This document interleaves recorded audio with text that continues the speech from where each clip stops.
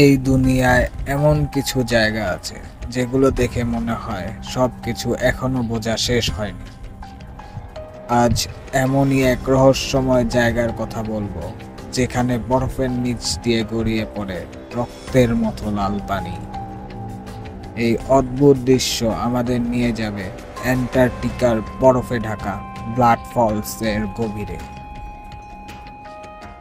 সময়টা 1911। অস্ট্রেলীয় ভূবিজ্ঞানী Griffith Taylor প্রথম আবিষ্কার করেন ব্লাড ফলস। তখন মনে হয়েছিল বরফের নিচে বুঝি রক্ত গড়াচ্ছে।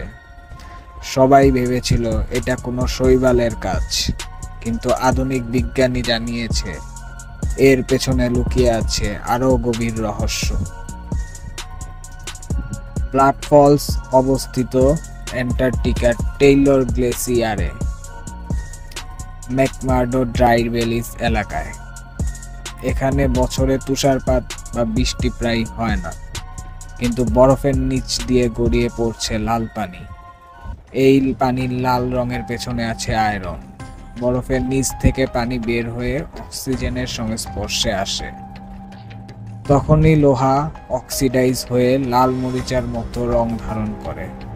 এই পানি বের হচ্ছে এক প্রাচীন লবণাক্ত জলাধার থেকে, যেটি প্রায় 20 লক্ষ বছর ধরে বরফের নিচে বন্দী।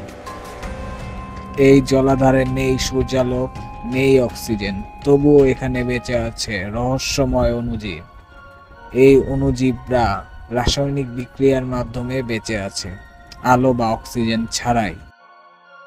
এই আবিষ্কার প্রমাণ করে এমন পরিবেশেও প্রাণ টিকে থাকতে পারে, এমনকি মঙ্গল বা ইউরোপিয়াতেও। ব্লাড ফলস আজও সক্রিয়, কিন্তু এর পুরো রহস্য বিজ্ঞান আজও উন্মোচন করতে পারেনি। মানুষের কল্পনায় আজও এটি রক্তের জলপ্রপাত, যেন প্রকৃতির কোনো অদৃশ্য ক্ষত।